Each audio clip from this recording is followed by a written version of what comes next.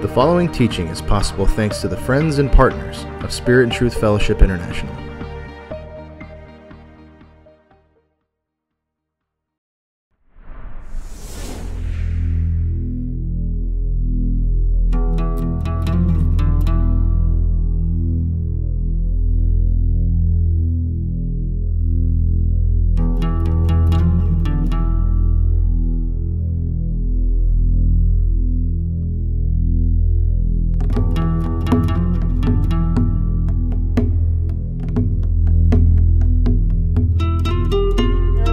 What mountain are we at right now? Gilboa. Right, this mountain going up behind us, we're actually sitting on the lower slopes of Mount Gilead. And you can imagine if you were to go back about 3,000 years, you'd be in the thick of a battle with the Philistines fighting the Israelites. And who died somewhere up on these slopes?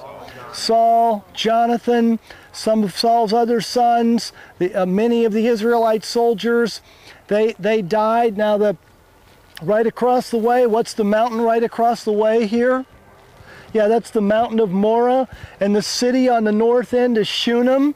And who walked by Shunem on a regular basis? Elijah. Right, Elijah and the woman, the Shunammite, said, let's make him a house, and there he raised that woman's son from the dead. On the other side of Mount of Moreh is what? The city of Nain. Exactly, and that's where Jesus Christ raised that widow's only son from the dead. So this is a very powerful place historically. We'll go to Judges chapter 6 and see another record that was literally right here. In Judges chapter 6, we're reading the story about Gideon. And in Judges chapter 6 verse 1 we read, "Again the Israelites did evil in the eyes of the Lord." And what did I say that the eyes of the Lord, when it says he did evil in the eyes of the Lord, what's it mean? Yeah, it was done openly. Now, by Judges chapter 6, the Israelites had already been enslaved by the Mesopotamians, and they were delivered by Othniel. They were enslaved by the Moabites, and they were freed by Ehud. They were enslaved by the Canaanites. They were freed by who? Deborah and Barak. And they don't get it. They continually turn back to idols. No sooner are they free for a generation than they turn back to their idols. They forsake God. And then spiritually they get into trouble and they become enslaved again. And this, we think of what we call the United States, the land of the free and the home of the brave. But I tell you, if we turn away from God for too long a period of time, it's like read the book of Judges and figure it out. You can be free for a while because people love God, but if the country turns its back on God, what will happen? Guaranteed. Yeah, there will be slavery, there will be bondage, because the adversary will see to it that happens, and the protection and favor of God won't be present. So the children of Israel here in Judges 6 are doing evil in the eyes of the Lord. And it says for 7 years he gave them into the hand of the Midianites. Now, when it says that God gave them into the hand of the Midianites, that's Old Testament, meaning that God allowed it to happen, not in the sense that he could have stopped it, but he had to allow it to go on because it is God that decided that mankind would have what? Free will. God decided man would have free will, so now it's our decision as to whether we're going to stand or not. So he gave them into the hand of the Midianites. He couldn't stop it. It was their choice. And CES has written a wonderful book called Don't Blame God that explains how the favor of God can leave if you won't take a stand for God. And it shows how God doesn't cause sickness and death and disease. By the way, the noise of the background, we talk about the land and the living land. It's interesting. There's a sense in which as a tourist, I'd love to come here and say, things would be just like they were thousands of years ago and we could really picture it. But the people that live here wouldn't appreciate that. If you... Just for a second. Okay, I need to stop for a second. And so you see the swimming pool and the loudspeakers and all the kids playing and stuff like this. And this is why there's still life on the land, and that's one of the reasons that some of the future battles are going to happen here. And as you know, this valley that you're looking at is a branch. This is actually the Jezreel Valley proper, breaking down into the Jordan and the Jordan area. And as you go back to the west, then it breaks way open into the valley across from Megiddo and all that, still called the Jezreel Valley, or Estrelon, which is Greek for Jezreel Valley. But again, the kings of the earth will gather right up the road there to the west at Megiddo. Anyway, back to the Gideon record here. Verse 2, because the power of Midian was so oppressive, the Israelites prepared shelters for themselves in mountain clefts, caves, and strongholds. Whenever the Israelites planted their crops, the Midianites, Amalekites, and other eastern people invaded the country. So which direction did they come in from? They came in from right over there to the east. The eastern people invaded the country right through the east. They camped on the land and ruined the crops all the way to Gaza. If you look where Gaza is on your map, it's on the Philistine coast. In other words, they went all the way through the country, ruining crops and stealing things. They didn't spare a living thing for Israel, neither sheep nor cattle nor donkeys. They came up with their livestock and their tents like swarms of locusts. It was impossible to count the men and their camels. They invaded the land to ravish it. And in John 10:10, we know the thief comes not but to steal and to kill and to destroy. And it's interesting that it wasn't good enough for them just to take some things and leave. What they didn't take, they destroyed. Midian so impoverished the Israelites that they cried out to Yahweh for help. When the Israelites cried out to Yahweh because of Midian, he sent them a prophet who said, "This is what Yahweh, the God of Israel, says. I brought you up out of Egypt, out of the land of slavery. I snatched you from the power of Egypt and from the hand of all your oppressors. I drove them out from before you. I gave you their land. I said to you, I am Yahweh your God. Do not worship the gods of the Amorites in whose land you live." Is that clear? Holy smokes. And it should have been clear to the people, yet he says, but you have not what? Listen to me. When God in the New Testament says, be holy, for I am holy, is that clear? Yeah, then if there are people living together, you know, having all kinds of sexual intercourse, pretending they're married and they're not married, are they being holy? No, they're doing what they want to do, not what God says to do. You've worked hard all week, it's a Friday night, you go out and get drunk. What's God say? Don't get drunk. Is it clear?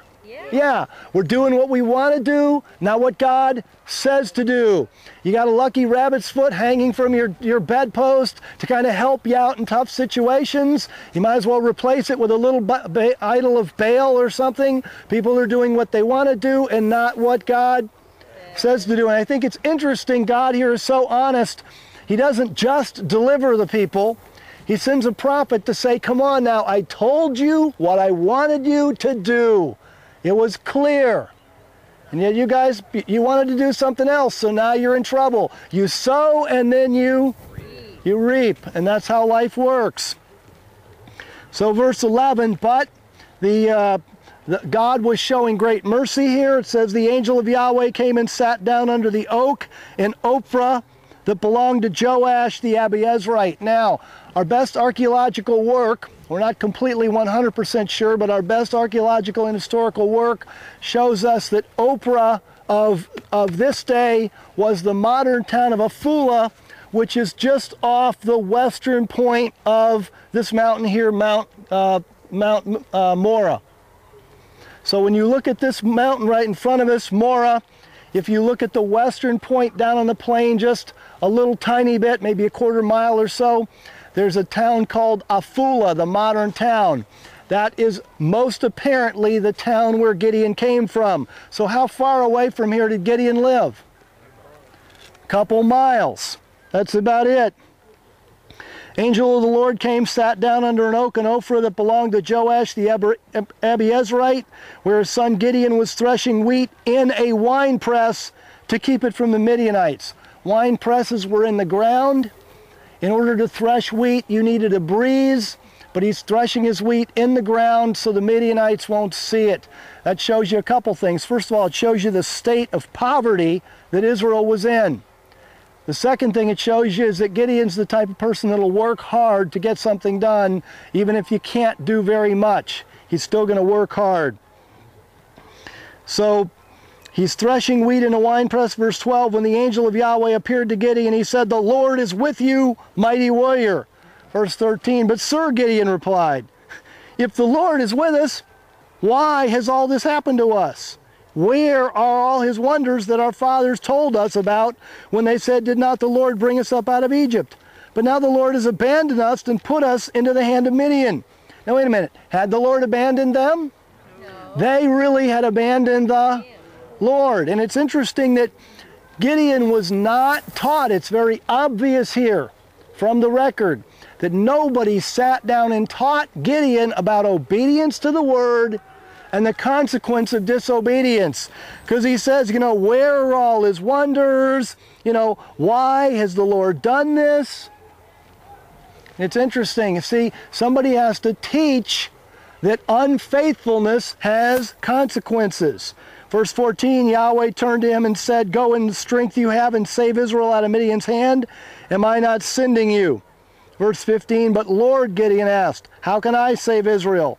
My clan is the weakest in Manasseh." And again, what tribal area are we dealing with over here on that side of the valley? Manasseh, sure. "And I'm the least in my family." The Lord answered, "I will be with you, and you will strike down the Midianites together." Now, what happens in this next section is the angel reveals himself to Gideon as an angel. And we're not going to take time to read that, but I'd like to pick up in verse 25. "That same night, Yahweh said to Gideon, 'Take the second bull from your father's herd, the one 7 years old. Tear down your father's altar to Baal and cut down the Asherah pole beside it.'" So what's Gideon's family worshiping? Baal. So no wonder that Gideon doesn't know a whole lot about the Lord. Yeah, about Yahweh. They've got an altar to Baal, they've got an Asherah pole. And the nifty thing here is that Gideon obeys. Verse 27, "And Gideon took 10 of his servants, did as the Lord told him, but because he was afraid of his family and the men of his town, he did it at night rather than in the daytime." Now, thankfully, Gideon here is being obedient. And God's going to work with Gideon, even though Gideon, one of the things you see about Gideon is he's constantly dealing with being afraid. Now, what happens is the men of the town get very upset that the altar of Baal is cut down, and they are going to come and argue with Gideon, but Gideon's father defends him. Now, if we go to verse 33 of Judges chapter 6, it says, "Now all the Midianites, Amalekites, and the other eastern peoples joined forces, crossed over the Jordan." So they start in the east of Jordan. They start moving in this direction. They cross over the Jordan, moving from east to west. They camped in the Valley of Jezreel. If you went back 3,000, let's see, like 3,300 years, somewhere around in there, you could look between us and the hill of Moreh, and again, there's your Valley of Jezreel, and guess what would be there? Tents and tents and tents and tents and tents. Absolutely. They camped in the Valley of Jezreel. Verse 34, "Then the Spirit of the Lord came upon Gideon, and he blew the shofar, he blew the trumpet, the shofar, summoning the Abiezrites to follow him. He sent messengers throughout Manasseh, calling them to arms, and also into Asher, which is closer to the sea, Zebulun, which is to the west a little bit, and Naphtali, which is to the north, so that they too went up to meet him." By the way, when you're studying these scriptures, it sure helps to know some of these things from the map. And if you're reading these and you don't know where the tribal areas are, it's neat to get a Bible atlas with like a color map. And then as these tribes are mentioned, you can say, "Oh yeah, that one. Oh yeah, that one." And you get an idea of what's going on. Because we don't live in Israel, it's not second nature to us to know what's going on where. So we have to work a little harder to make the scripture real. But it's got to be real, or else it's just like Goldilocks and the Three Bears. Yeah, there were these bears that ate porridge or something. You know, when you read about these miracles, you could think about them the same way. We've got to work to make them real, and whose responsibility is that? It's ours. Does it take a little effort? Yes. Does it take a little money? Yes. You've got to buy a Bible atlas. You've got to do some study. You've got to find out where these places are. But I guarantee you it will make the records come alive for you. Now, had God said, you will defeat the Midianites? Yes. The promise of God was on the table. If you'll walk in faith, you'll defeat the Midianites. But Gideon, now remember, we're going to find out in the record there's 135,000 Midianites. Now Gideon he didn't have a lot of confidence about his ability to win. And he also said, you know, I'm the least in my father's clan. So in verse 36, Gideon said to God, if you will save Israel by my hand as you have promised, or as you have said, look, I will place a wool fleece on the threshing floor. If there's dew only on the fleece and the ground is dry. Now we're here on the slopes of Mount Gilboa. Normally on the slopes of a mountain there would be a lot of dew, especially where there's this much water around. So he says, I'll tell you what I'll do. I'll put out this fleece in the middle of the threshing floor, and if the fleece is dry but the ground is wet, then I'll know. Whoops, if the fleece is wet and the ground is dry, then I'll know that you will save Israel by my hand, as you have said. This is a most unlikely thing. Verse 38, and that's what happened. Gideon rose early the next day, squeezed out the fleece, and wrung out the dew, a bowl full of water. Verse 39, then Gideon said to God, don't be angry with me. Let me make just one more request. Allow one more test with the fleece. This time, make the fleece dry and the ground covered with dew. That night, God did so. Only the fleece was dry. All the ground was covered with what? Dew.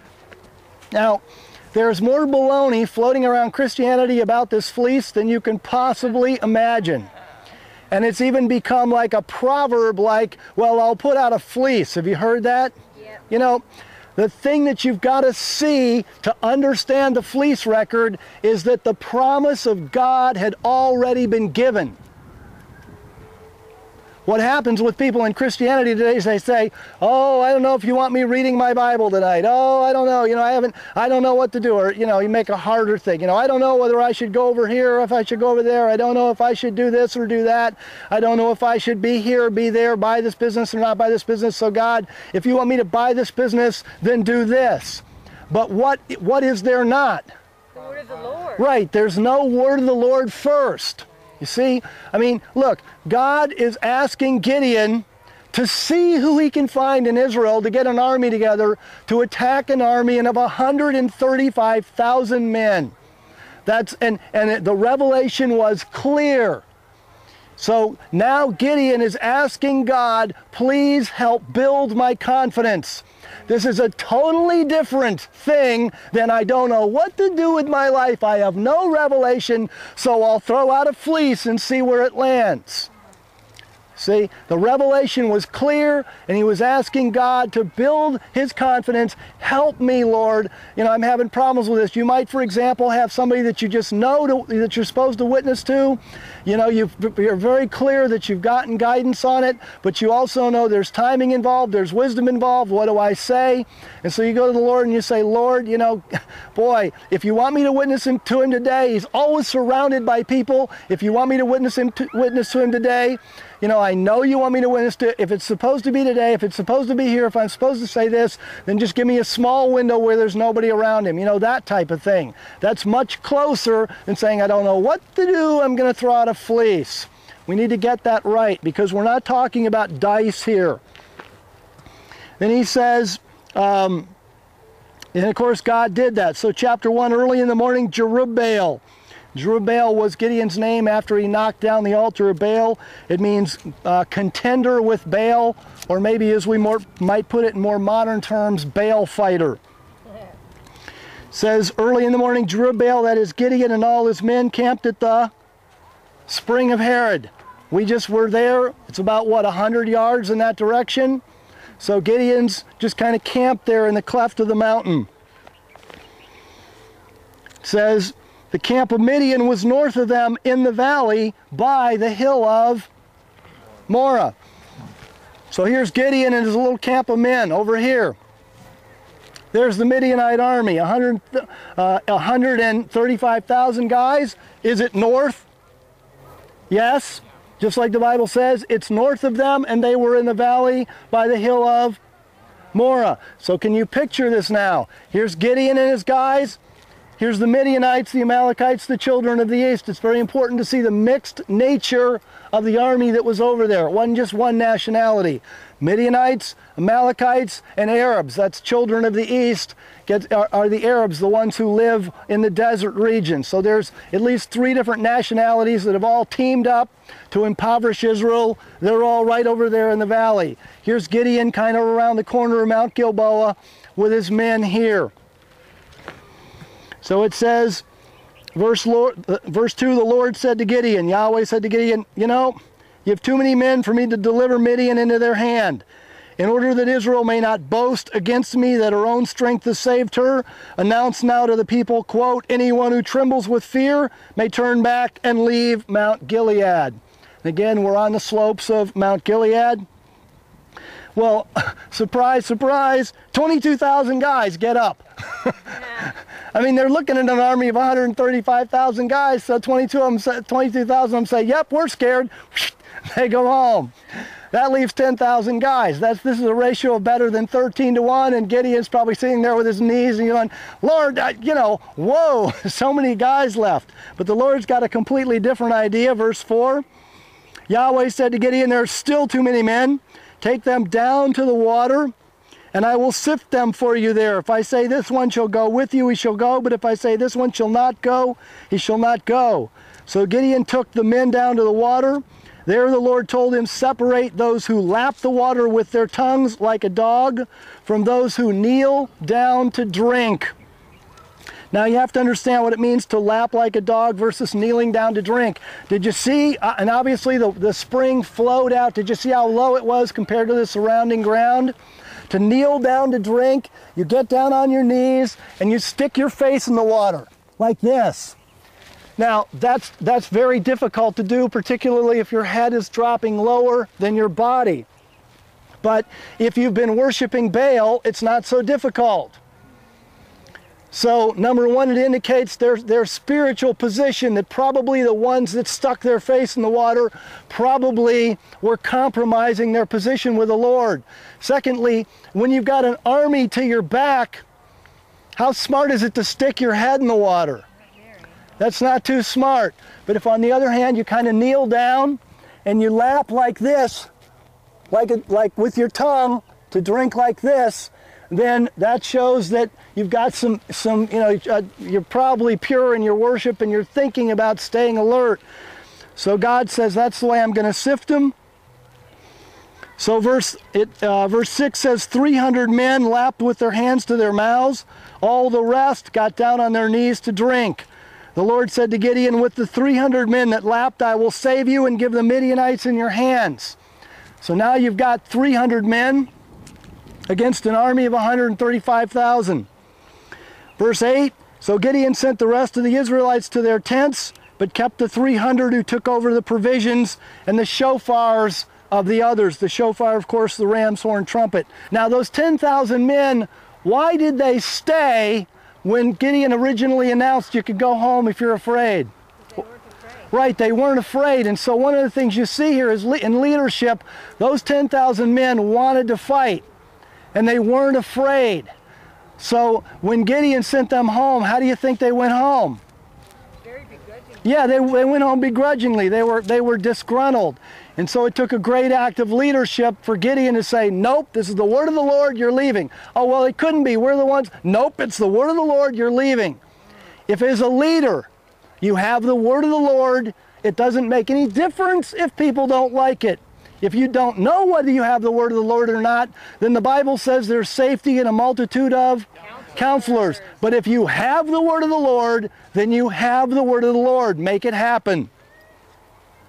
So he says, verse 8, that he sent the rest of them home. Now the camp of Midian lay below him in the valley, which tells you that he's a little up on the slopes here of Mount Gilboa, looking down into the valley just as we are, and the camp of Midian is below him. During that night, the Lord said to Gideon, "Get up, go down against the camp, because I'm going to give it into your hands." Yay, get up, go. And of course, then he says in verse 10, well, if you're afraid to attack, go down to the camp with your servant Purah and listen to what they're saying. Afterward, you will be encouraged to attack the camp. So Gideon and Purah, his servant, went down to the outposts of the camp. I'm going to set my little marker again. This thing is very nice. Keeps me able to do this with a minimal of disturbance.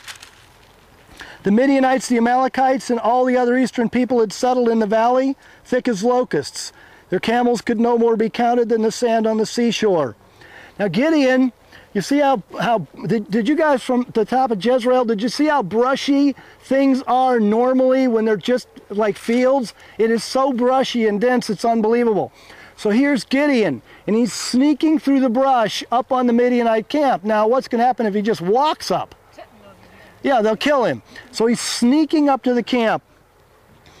And verse 13 says, Gideon arrived just as a man was telling a friend his dream. I had a dream, he was saying. A round loaf of barley bread came tumbling into the Midianite camp. Just starts up here on the slopes of Mount Gilboa, and just now a round loaf of barley bread. You've seen those pita breads, right? A round loaf of barley bread. First of all, it looks like a pita. It's flat. It looks like a pancake. And barley was the poor bread. If you were wealthy, you ate what? Wheat. Right. So this tells you that it's fairly insignificant. It's not much. It's a loaf of bread. And it's barley bread at that. It's some poor manifestation of something that says, I had this dream, it's the strangest thing. This round loaf of barley bread, for Pete's sake, came tumbling into the Midianite camp. But it struck the tent with such force, the tent overturned and collapsed. So this loaf of bread knocked over the tent. What an amazing dream. And then his friend responded, there's only one explanation here. This can be nothing other than the sword of Gideon, son of Joash the Abiezrite. God has given the Midianites and the whole camp into his hands. Now, where would his friend come up with that revelation, that idea? Yeah, he'd get revelation. Exactly. God would have put his spirit on him and given him that idea. And he said, there's only one explanation for this dream. When Gideon heard the dream and his interpretation, he worshiped God. He returned to the camp of Israel and called out, get up! Yahweh has given the Midianite camp into your hands. Dividing the 300 men into 3 companies, he placed shofars and empty jars in the hands of all of them with torches inside. So they've got those big jars. You saw some of those big jars around here. They put a torch inside the jar. So can you see them coming? No, the torch is going to smolder but not go out. But if you pull it out into the air and then wave it, what's going to happen? It's going to burst into flames again, and they've all got shofars. So he said, he placed trumpets and empty jars in the hand of them with torches inside. Verse 17, watch me, he told them, follow my lead. When I get to the edge of the camp, do exactly as I do. When I and all who are with me blow our shofars, then from around the camp, blow yours and shout for Yahweh and for Gideon. Gideon and the 300 men with him reached the edge of the camp at the beginning of the middle watch. So if the middle watch would be about 10 o'clock at night, it would go like 6 to 10, 10 to 2, 2 to 6. The beginning of the middle watch, just after they changed the guard. Now remember, if it's 10 o'clock at night, to us that's early because we have electric lights, right? But in the Bible times, you went to bed with sundown. So these people then would have had 2-ish hours of sleep. When you wake up after just a couple hours of sleep and you're tired, how do you feel? Right, you're groggy, you're disoriented. This is a perfect time for a strike. So he says they reached the edge of the camp at the beginning of the middle watch, just after they changed the guard. So they blew their shofars. They broke the jars, which makes a huge crashing noise, that were in their hands. The 3 companies blew the shofars, smashed the jars, grasping the torches in their left hands, holding in their right hands the shofars they were to blow. They shouted, a sword for Yahweh and for Gideon. Now, while each man held his position around the camp, all the Midianites ran, crying out as they fled. Now, ordinarily in an army situation, How many shofar blowers and torch holders do you have per company? You just have a few or one. So if the Midianites wake up and they realize they're completely surrounded by torches and shofars, what do they think? They think the entire army of Israel is surrounding them, that they're surrounded by this giant army. That's what they think. And they all start fleeing. In verse 22, when the 300 shofars sounded, Yahweh caused the men throughout the camp to turn on each other with their swords. Why? You're running in the dark of the night, you're groggy, you're disoriented, you're just trying to save your life, and you bump into somebody that doesn't speak the same language you do, and you don't take time to put it together that it's Arabic or Amalekite or Midianite, that you just know they must be the enemy, and so what do? You kill them. So these three nationalities, all in a melee down in the middle of the valley, right there, they all kill each other off. And the Lord worked that victory. Now, could you know, I mean, Gideon probably could not have imagined that. And it says, with the 300 trumpets, the Lord caused the men throughout the camp to turn on each other with their swords. The army fled to Beth Shittah towards Zerah, as far as the border of Abel Meholah near Tabbath. Israelites from Naphtali, now the north starts to get involved. Naphtali in the north starts to pile in. Asher from the west starts to pull in. And all over this area of Manasseh, these Israelites were called out and they pursued the Midianites. And Gideon now sends messengers throughout all the hill country of Ephraim saying, come down against the Midianites, Ephraim, by the way, to the south of us. Seize the waters of Jordan ahead of them as far as Beth Barah. What a great military move. See, the Jordan, there was a jungle, first of all, in the Jordan River plain, and then the Jordan itself was maybe 10 feet deep in most places, 20, 30 feet wide. It was hard to cross, so there were specific fording places specifically where you could ford. And so Gideon sends messengers to the Ephraimites, go down and take the Jordan in the east and capture the fording places. It's a very good technique. You see it used over and over again through the Bible to take the fording places. You see it in Judges chapter 3 when Israel was fighting the Moabites, that they captured the fording places. And so the men of Ephraim were called out and they took the waters of Jordan as far as Beth Barah. They also captured two of the Midianite leaders, Oreb and Zeeb. They killed Oreb at the rock of Oreb and Zeeb at the winepress of Zeeb. They pursued the Midianites and brought the heads and Oreb and Zeeb to Gideon, who was by that time by the Jordan River considerably east of here. So this is the record, and you're sitting on the site where all this occurred. The Midianites encamped there. Gideon was from Oreb the Abiezrites, right over there. He amassed his army right over here on this hill. He sorted the army right there at that spring. And this is the place where God wrought this victory.